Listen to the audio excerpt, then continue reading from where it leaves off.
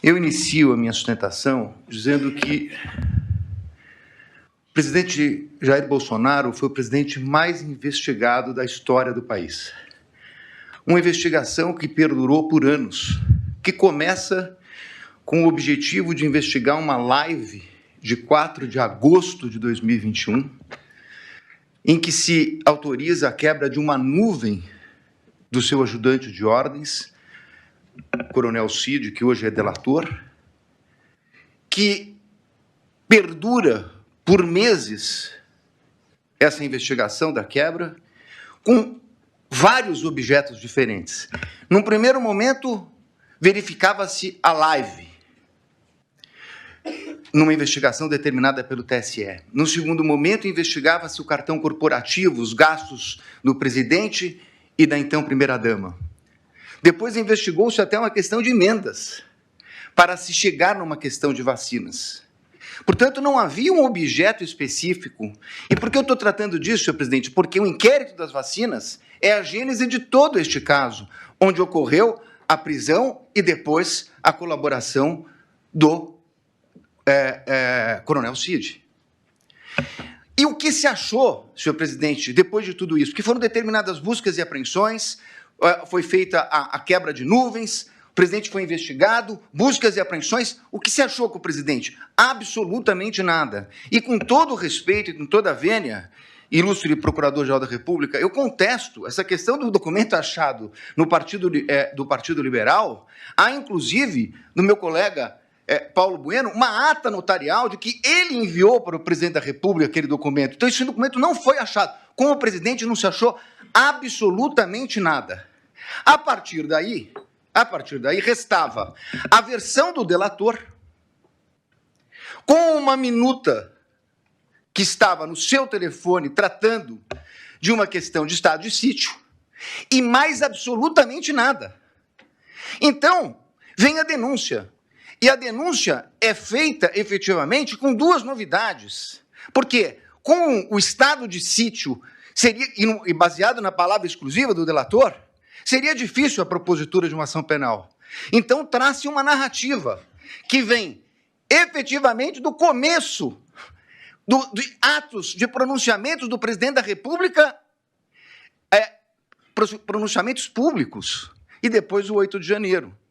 Sobre esse primeiro momento, senhor presidente, eu me permito até fazer uma digressão sobre o mérito antes de tratar das preliminares, mas é importante dizer que, sobre esse primeiro momento, nós temos, efetivamente, uma acusação do Procurador-Geral da República de 2 artigos gravíssimos do Código Penal que tratam do golpe, e de golpe contra as instituições democráticas e contra o governo legitimamente eleito. Mas um minutinho só, estamos tratando de uma execução que se iniciou em dezembro de 21, tratando do crime do governo legitimamente eleito. Qual era o governo legitimamente eleito? O dele. Então, esse crime é impossível, com todo respeito. Falar-se em execução de crime contra o governo legitimamente eleito, que era o dele. O governo legitimamente eleito veio no final do ano de 22, com as eleições. Então, como se falar em tentativa, em início da execução? E mais, como se falar em início de execução por pronunciamentos e lives, quando os 2 tipos penais têm elementares do tipo a violência ou a grave ameaça? Não existia violência nem grave ameaça. Então é impossível falar dessa execução. Como eu disse, é porque não existia nenhum elemento, então começa uma narrativa a respeito de pronunciamentos públicos, para terminar no 8 de janeiro, que nem a Polícia Federal, que utilizou, como lembrou meu colega, mais de 90 vezes a expressão possivelmente, que não havia certeza, nem a Polícia Federal, que se utilizou dessas possibilidades, afirmou a participação dele no 8 de janeiro. Não há um único elemento, nem da delação. Aí me criticam porque eu digo que a delação não vale nada e estou dando... Óbvio, porque nem o delator que o acusou fez qualquer relação dele com o 8 de janeiro. Não há uma única evidência a esse respeito. Portanto, apresentou-se uma denúncia. Com essas 2 circunstâncias, e eu não tenho tempo, senhor presidente, tenho que falar rapidamente, mas essa denúncia, quando veio, o ilustre Procurador-Geral da República liberou 8 PETs no dia da apresentação da denúncia. Ele foi intimado, meu cliente, um dia depois. O segundo dia já era prazo. 8 petições, 45 mil documentos. Que até agora, senhor presidente, por Deus que está no céu, eu não sei dizer o que tem esses documentos relacionados com a ação penal.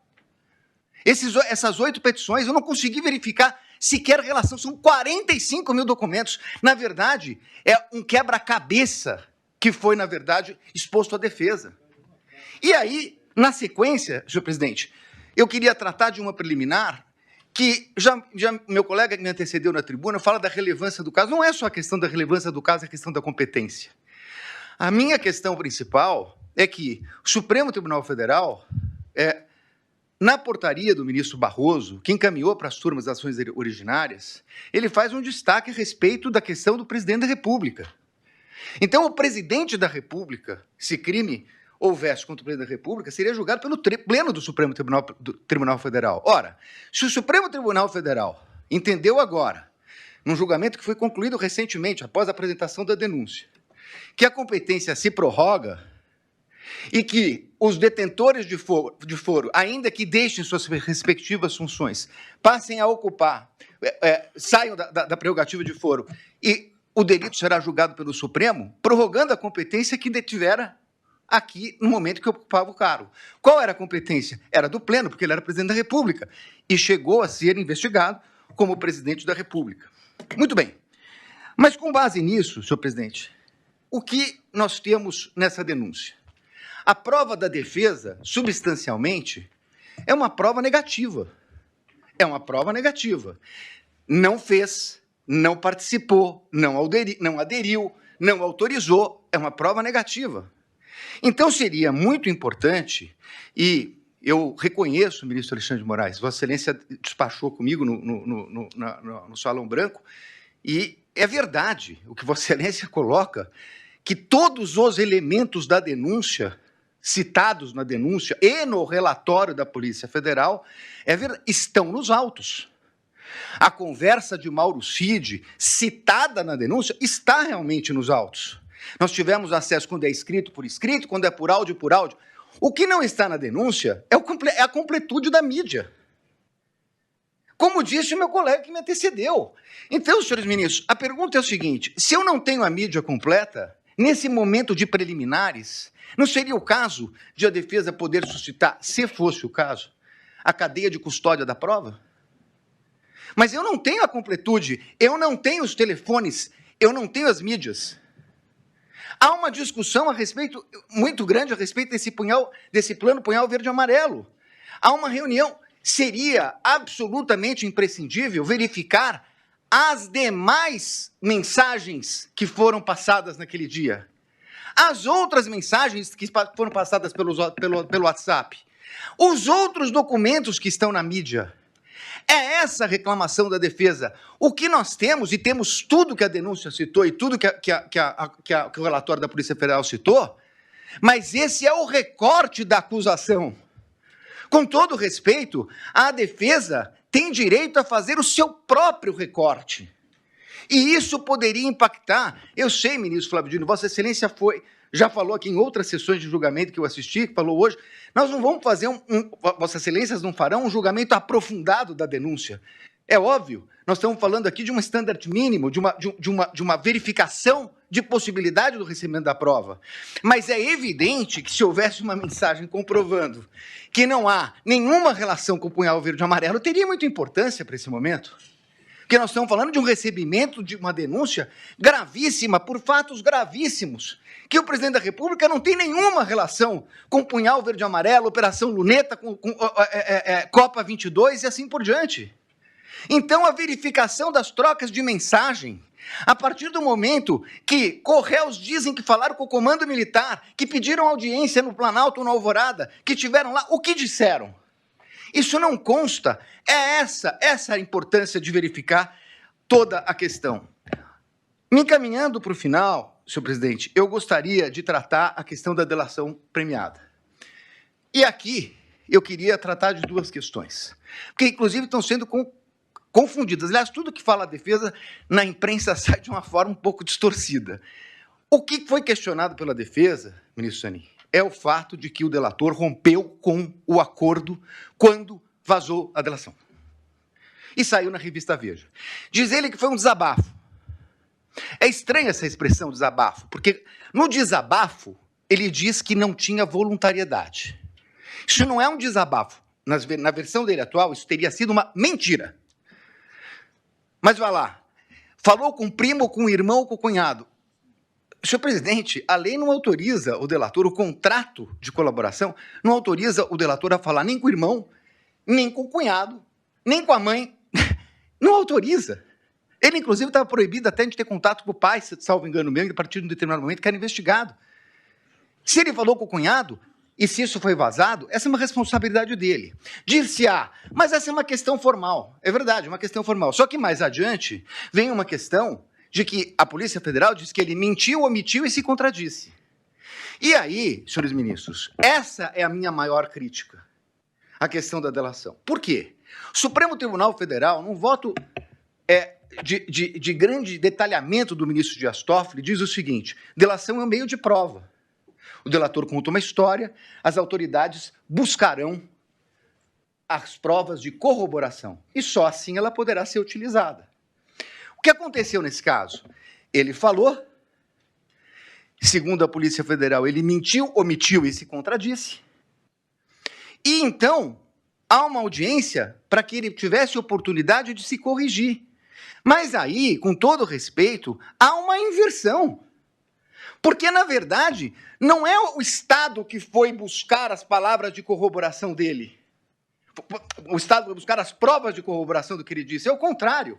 O Estado trouxe indícios e ele se adequa aos indícios trazidos pelo Estado. É completamente o inverso. Com todo respeito, ministro, é o inverso. O delator tem que falar e o Estado tem que trazer as provas para condenar alguém. O que aconteceu aqui é que ele falou, mentiu, e o Estado tinha indícios, e aí ele se adequa ao Estado. E aí, com todo respeito, vem a denúncia do seguinte, inclusive, o colaborador, nessa versão do colaborador, foi corroborada pela Polícia Federal. Não, desculpa, ele não foi corroborado pela Polícia Federal. É o colaborador que corroborou a versão da Polícia Federal. É exatamente o inverso disso. E numa audiência que se traduziu numa coleta de provas. E essa é a insurgência da defesa. Porque, nesse momento, essa coleta só poderia ser feita, com todo respeito, pelo procurador, pela polícia, e não pelo Poder Judiciário. Então, senhores ministros, para terminar, eu quero dizer o seguinte. Eu entendo a gravidade de tudo o que aconteceu no 8 de janeiro. Mas não é possível que se queira imputar a responsabilidade ao presidente da República, o colocando como líder de uma organização criminosa, quando ele não participou dessa questão do 8 de janeiro. Pelo contrário, ele a repudiou. E mais do que isso, ministros, nesse tempo que não é possível discutir a questão aprofundada de provas, é importante dizer, senhor presidente, que enquanto a Polícia Federal fala possivelmente, enquanto a denúncia traz conjecturas, como a impressão de um documento no Palácio que teria tido conhecimento dele, o fato concreto é que o acusado de liderar uma organização criminosa para dar golpes socorreu o ministro da Defesa, nomeado pelo presidente Lula, porque o comando militar não o atendia. Foi o presidente que determinou a transição. Foi o presidente que determinou que eles atendessem o ministro da Defesa que assumiu em 1º de janeiro. Portanto, encerrando, ministro, não é possível que se queira dizer que é compatível com uma tentativa de golpe com o uso do comando militar quando o presidente da República autoriza a transmissão do poderio limitar no começo de dezembro. No começo de dezembro, antes da data do dia 15, antes da data do dia 11. E, portanto, senhores ministros, eu ratifico as nulidades que foram colocadas na minha peça, apreciada por Vossa Excelência, e peço a rejeição da denúncia e agradeço pela atenção. Muito obrigado, senhor presidente.